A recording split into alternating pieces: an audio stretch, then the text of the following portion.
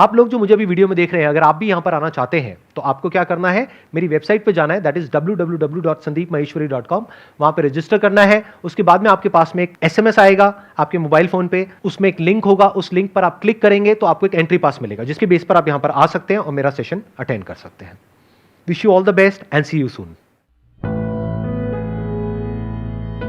Sir question मेरा एक है कि जैसे ना मोस्टली क्या होता है, एक मेरी एज में आके या एक जैसे 12th के बाद से बच्चों का क्या होता है, किसी का भी घर से जाना पड़ता है हॉस्टल्स में या बाहर या कहीं पे भी XYZ, तो उसमें दो कॉन्फ्लिक्ट आते हैं। अब जॉब के लिए भी जाते हैं सारे के सारे। अब उसमें आते हैं कि अब सपोज़ कि मैं हिसार रहता हूँ, तो अगर मेरे को घर पे रहने के लिए फैमिली के साथ मैं वहाँ भी सर्वाइव कर सकता हूँ, बट मेरे को बेटर अपॉर्चुनिटीज़ कहीं और भी मिल रही हैं तो मैं वहाँ भी जा सकता हूँ। बट उस सिनेरियो में मेरे को घर वालों के साथ थोड़ा सा वो करना पड़ता है कि नहीं, वहाँ पे नहीं रह पाऊँगा। जैसे मेरी सिस्टर मैरिड हैं और मैं हूँ सिर्फ, तो घर वालों का कौन ध्यान रखेगा, और ये काफ़ी सारे सर माइंड में आते हैं। समझ नहीं आता क्या करा जाए। जहाँ का प्रेशर ज़्यादा होता है, सपोज घर वालों ने कोई अच्छा खासा पॉइंट मार दिया, ब्रह्मास्त्र छोड़ दिया कि हाँ ये है वो है, तो वो बंदा वहाँ पे डेड। आग फिर ग्रोथ गई, छोड़ दो उसको। एक है सामने वाले की केयर करना, एक है अटैचमेंट।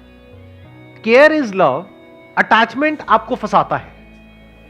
तो never act out of attachment, act out of care and love. आपको यह टेंशन हो रही है कि अगर उनको कुछ हो गया तो क्या होगा। अब क्या ये जो आपको टेंशन हो रही है, इसके पीछे कोई वजह है? क्या वो अपनी केयर खुद नहीं कर सकते हैं? अगर ऐसा है तो you need somebody to take care of them. अगर वो फिजिकली उनको कुछ प्रॉब्लम है या कोई बहुत बड़ी बीमारी है जिस वजह से वो चल फिर नहीं सकते हैं या अपना ध्यान नहीं रख सकते हैं, तो फिर देन यू नीड समबडी जो कि उनका ध्यान रख सके उस टाइम के लिए जब आप वहां पर नहीं हो।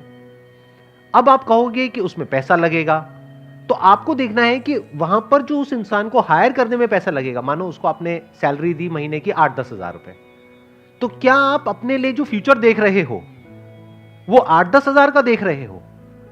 If the answer is yes कि 8-10 हजार का ही देख रहे हो, फिर 8-10 हजार की उसको क्यों सैलरी दे रहे हो? फिर तो वहीं रहो। बट अगर अपने लिए फ्यूचर देख रहे हो 50 हजार रुपए महीने का, 1 लाख रुपए महीने का, 5 लाख रुपए महीने का, तो अगर 10 हजार रुपए महीने का देना भी पड़ गया अगले कुछ सालों तक कहीं से अरेंज करके, तो उसमें कोई बुराई नहीं है। वो एक तरह से एक विजन हो गई जिसके बेस पे आप एक इन्वेस्टमेंट कर रहे हो। हम सबकी प्रॉब्लम पता है क्या है यहां पर, कि हम सबको पैसे की वैल्यू तो पता है, टाइम की वैल्यू नहीं पता है। मैं आपसे पूछूंगा आपके टाइम की क्या वैल्यू है, सोच में पड़ जाओगे मेरे टाइम की क्या वैल्यू है। और अगर आपको पता होगा तो आपको पता होगा कि कहां टाइम वेस्ट करना है, कहां नहीं करना है। You can by time, do you know that? और जब आप टाइम वेस्ट कर रहे हो तो टाइम खर्च रहे हो। इसको ऐसे देखो, जैसे पैसा होता है ना, एक होता है पैसा कमाना, एक होता है पैसा खर्चना। तो यू कैन बाय टाइम। कैसे खरीदेंगे वो मैंने अभी आपको बताया कि पेरेंट्स की केयर करने के लिए जो आपसे बेटर उनकी केयर कर सकते हैं। मान लो उनको कोई प्रॉब्लम है तो एक नर्स को हायर कर लिया जो उनकी अच्छे से केयर कर सके। तो आपने क्या किया, अपने लिए टाइम खरीद लिया। कितने में? 10 हजार रुपए महीने में। फ्यूचर में आपको इसके बेस पे क्या रिटर्न आने वाली है? 50 हजार रुपए महीना। तो अगर 4 साल के लिए आपने टाइम खरीदा भी तो वो एक इन्वेस्टमेंट हो गई जिसकी रिटर्न आपको जिंदगी भर आने वाली है। अपने आसपास में देखा है लोगों को सब्जी वाले से लड़ते हुए 5-5 रुपए के पीछे। और अगर आपकी कमाई इतनी है कि 5 रुपए आपके लिए बहुत बड़ा अमाउंट है, तब ठीक है, लड़ो। बट आपका लेवल है महीने का 20,000, 30,000, 50,000, मतलब दिन का कितना हो गया? 1000, और आपने अपना 1 घंटा खराब कर दिया 10 रुपए के पीछे। ये समझदारी है? बेवकूफी है।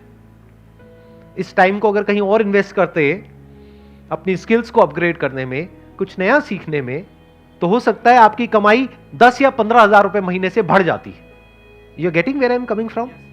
आपको आंसर मिला आपके क्वेश्चन का? सर जैसे ये तो टेक्निकल पॉइंट्स हो गए सारे। अगर टेक्निकल पॉइंट में समझाते हैं पेरेंट्स को या किसी को, तो वो तो किसी बात के लिए कन्विंस कर लो जब टेक्निकल बात आ जाती है। बट वो बात टेक्निकल आती ही नहीं है ना, बात इमोशनल पे ही रह के खत्म हो जाती है वो। इसको आप इमोशनल अत्याचार भी बोल सकते हो कि बेटा तुम अगर चले गए तो मेरा क्या होगा, ये क्या होगा, वो क्या होगा। That is coming out of what? Attachment. They are attached to you, क्योंकि बचपन से आपको उन्होंने पाला है, पोसा है। ये पोसा क्या होता है मुझे नहीं पता, बहुत सुना है मैंने, पोसा है। पोषण, पालन पोषण होता है ना, अच्छा, पोषण तो से आता है पोषण पोसा से। हाँ, आपका पालन पोषण किया है। Okay okay. Got it. तो अगर उनको आपसे जेन्युइनली प्यार होगा तो वो क्या कहेंगे कि ठीक है, तुम्हारे जाने के बाद में मुझे तुम्हारी याद आएगी, बुरा भी लगेगा, रोना भी आएगा, कोई बात नहीं, लेकिन तुम्हारे लिए बेटर है तो तुम जाओ। अगर उनकी जो कंसर्न है वो टेक्निकल है तो टेक्निकल का इलाज है, इमोशनल है तो इमोशनल का कोई इलाज नहीं है। इमोशनल का एक इलाज है, आप भी इमोशनल हो जाओ या इमोशनल होने की एक्टिंग करो। रोना आता है आसान होता है, ग्लिसरीन लगाओ आंखों में, थोड़ी देर में मेरी जिंदगी बर्बाद हो जाएगी, मैं कुछ नहीं कर पाऊंगा, नहीं मैं आप ही की सेवा कर पाऊंगा।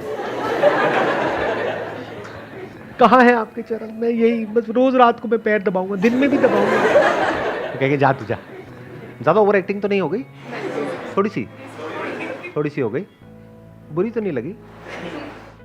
इमोशंस में आपके पेरेंट्स आपको जो भी कुछ कह रहे हैं उन बातों को ज्यादा सीरियसली नहीं लेना है।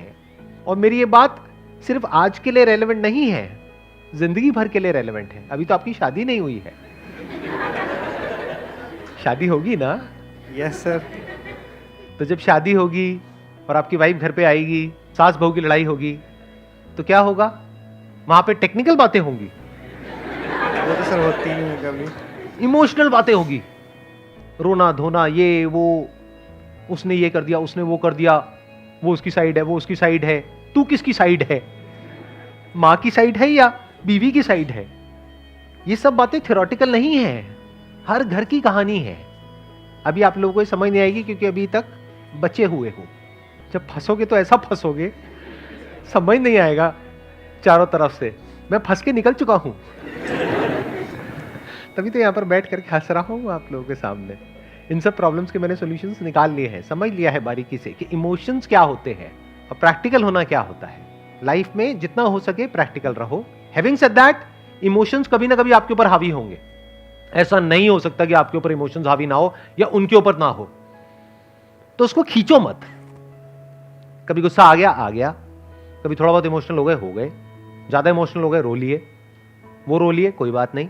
इस तरह से जब लाइफ में आगे बढ़ोगे ना, अनबायस्ड होकर के, प्रैक्टिकल होकर के, कूल एंड काम तरीके से, तो सुखी रहने के चांसेस बहुत ज्यादा हैं। नहीं तो अगर इस इमोशनल अत्याचार की पकड़ में आप आ गए तो भाई साहब ऐसा फंसोगे, चारों तरफ से ऐसा फंसोगे, हम क्या बताएं आपको, आप कैसा फंसोगे। You got the answer? जो भी आपने क्वेश्चंस पूछे थे उसके आंसर्स मिल गए, जो नहीं भी पूछे थे उसके भी मिल गए? Yes sir. यही मेरी खास बात है।